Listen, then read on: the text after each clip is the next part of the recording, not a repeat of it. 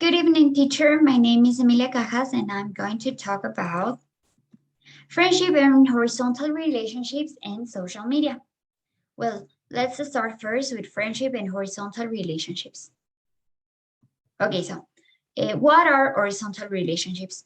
Well, these relationships are based on equality, and these relationships are the ones you have with your friends, your colleagues, or your peers. And what is friendship?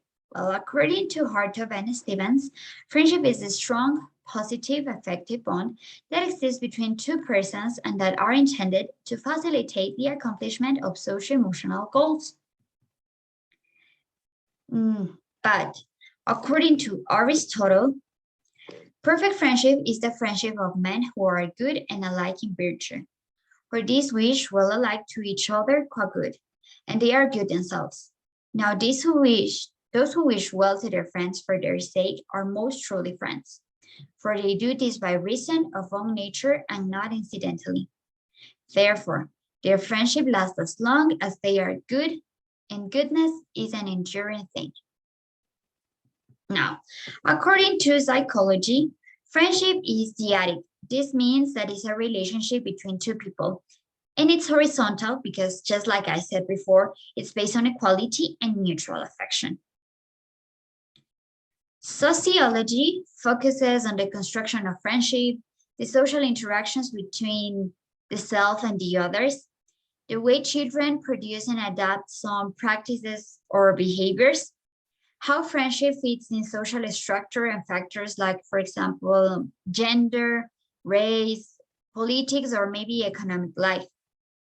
And last but not least, friendship in social organization, social utility, and social identity. Anthropology examines friendship in childhood and adolescence, how friendship emerges, and how it works in social and cultural contexts. Let's continue. According to Hartov and Stevens, there are two types of friendship, and the first one here has a deep structure and it doesn't is reciprocity, for example, the case of best friends. And the other one, this one here, has a surface structure and it changes with ages. For example, I was friend with a girl in high school, but now that we are at university, we don't have contact with each other anymore, and it has changed because of age and interests. Okay, let's continue. According to Dawson and Adelson, friendship is very important at the ages of 12 to 16 years old because it has a big impact on personality, social skills, and behavior. And here are some steps. The first one is that puberty produces some changes that can be disturbing to teenagers. So the youth needs to be understood and they need to feel that other people feel empathy. And this helps to form their personality. Second, the teenagers are starting to be more independent from their parents, and friends are important for this adolescent development in social interactions because of the egalitarian relationship the friends are in. And this means that this relationship is based on equality, and like I said before, it's a horizontal relationships. Third, teenagers develop a new self-identity because they are constantly changing. And they also develop a better understanding of others. Also, they develop new cognitive skills and logical analysis of ideological issues to understand better the feelings and thoughts of other people. Now, let's continue. Well, friendship has some characteristics. The first one is reciprocated liking. And this means that we like people who like us, and we do things for people and we expect them to do the same for us. The other one is responsivity and cooperation and coordination, and it's basically teamwork because each friend contributes equally in the relationship.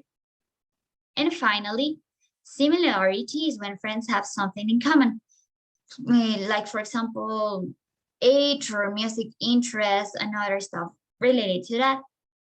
For example, my best friend Paula and I used to love watching this series called Teen Wolf because we loved Dylan O'Brien. And this was one thing that we had in common. Or for example, we used to sing along to One Direction while we were eating popcorn and using our pens in class like microphones. This is just something to give an example, but in personalities, we were so different. There are some benefits of friendship, and well, let's start with this. Friends are agents of socialization and provides influence in studies and development. Friendship has a protective role. Friendship provides a context for social, emotional, and cognitive development while doing activities together, for example, attending to the same classroom or maybe going to the cinema. This depends on the context they are in.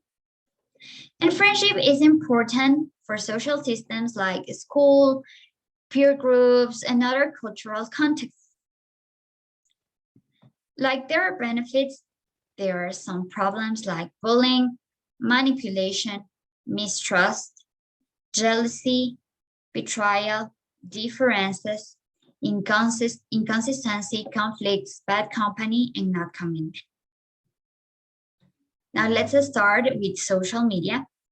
And social media, according to Tuden and Solomon, are the online means of communication, convenience, collaboration, and cultivation among interconnected and interdependent networks of people, communities, and organizations enhanced by technological capabilities. I searched this from the internet.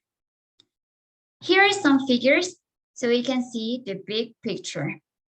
And it says that 75% of teenagers use more than one social media. For example, Twitter, Facebook, Instagram, Snapchat, or even Telegram. 75% of teenagers own a smartphone, and this can lead to the usage of internet. 91% of boys have access to video games like Fortnite or Call of Duty. And 80% of youths spend more time on the internet than doing other activities. But believe it or not, social media has some benefits, like, for example, connectivity, and you can connect with anyone everywhere, and you can share all kinds of information. In education, social media provides spaces to use new strategies to teach and learn. You can get help from the community in real time. And information and of that means that you can have real-time information from anywhere and everywhere you are. You can promote your business, for example, like when you see those KFC advertisements on Facebook, or maybe McDonald's promotions like buy this hamburger and you will have 50% on the other hamburger you will buy on Twitter. It can help noble causes with donations, like, for example, Cecilia's Rivadeneira Foundations. You can see that advertisement on Facebook too. Awareness helps people discover innovations, and technical issues, basically people learn more and know more. Of course, there are some risks with social media, and there are obesity, negative effect in the sleep because of the blue light, internet gaming disorder when kids and teenagers spend so much time in front of the computer or the TV, media influence, cyberbullying, sexting, and problems of mental health. Governments, parents, and teachers have to be very enhanced in the research of using social media in a good way. They have the obligation to research how to use social media in a good way. Now, I want to talk about social networking and teaching and learning. Apps like Facebook, Telegram, Instagram, Snapchat, Twitter are characterized by social interactions, constant content sharing, constant content sharing, and collective acumen.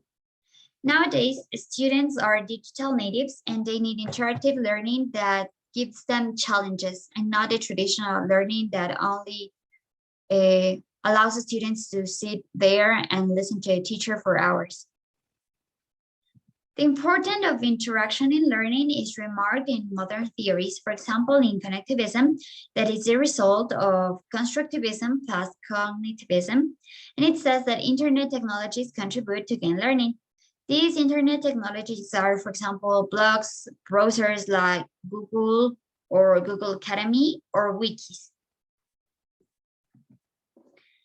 The benefits of social online interaction are access to peer and expert knowledge, ability to receive feedback from others that are expert in you, opportunities to reflect on exchange messages and collaborative work.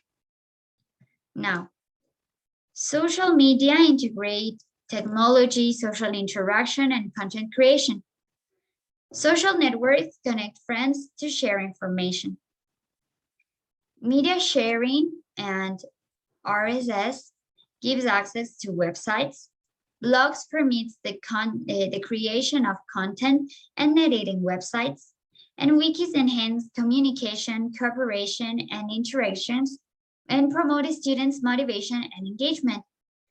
In conclusion, these factors, I'm talking about the social media and the friendship and interaction and relationships, affect the teaching and learning process because nowadays students need to have strategies that challenge them in everything they do. And they also need a teamwork. And this teamwork is with people who are equal and don't try to use power in their relationships, like, for example, a teacher or maybe parents. So they can understand better and they can be understood in a better way, and so they can promote a better learning. And thank you so much. This is all for today. I hope you liked it.